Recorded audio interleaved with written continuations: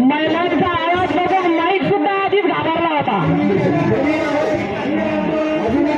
आज आपण सर्वजण भामचंद्र डोंगराच्या संदर्भामध्ये पालखी घेऊन मुंबईच्या आझाद मैदानापर्यंत पोहोचलेलो आहेत.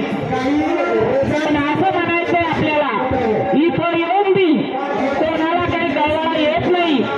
म्हणून आपण आता गावागावामध्ये संघर्ष करणं फार गरजेचं आहे असं मला वाटतंय. कारण हा संघर्ष फार मोठा आहे. मधुसूदन महाराजांचा आहे, आपला सर्वांचा आहे. आपण त्यांच्या सोबत आहे. कारण खरे मधुसूदन महाराज या गोष्टीला खूप मोठ्या जीवाला वाहून घेतलेला आहे.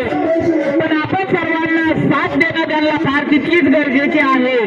आताच आमचे वडले साहेब बोलले त्या प्रमाणात, कारण महाराज लोक इथं खरंच सगळं व्यासपीठ महाराजाचं पैसे होतं, पण महाराज इथं येत नाही.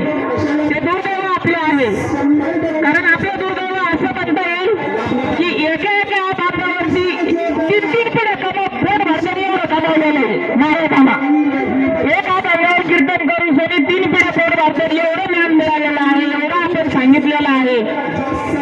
पण आज जर आपल्या डोंगराला जर सुरू लागत असेल तर ते थांबवण्यासाठी आपल्याला संघर्ष करणं फार गरजेचं आहे.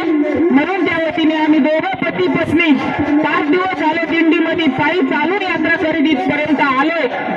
याच्यामध्ये एक मनापासून आनंद असा वाटला की आपल्या व्यवसायासाठी, आपल्या संसारासाठी आपण रात्रंदिवस चळवळ करतोय.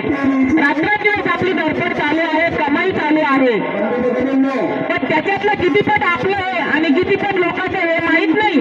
पण या 4 दिवसांच्या पायी चालण्यामध्ये जेवढं काही मिळालं असेल हे मात्र स्वतःचं आहे, नक्कीच माहिती आहे.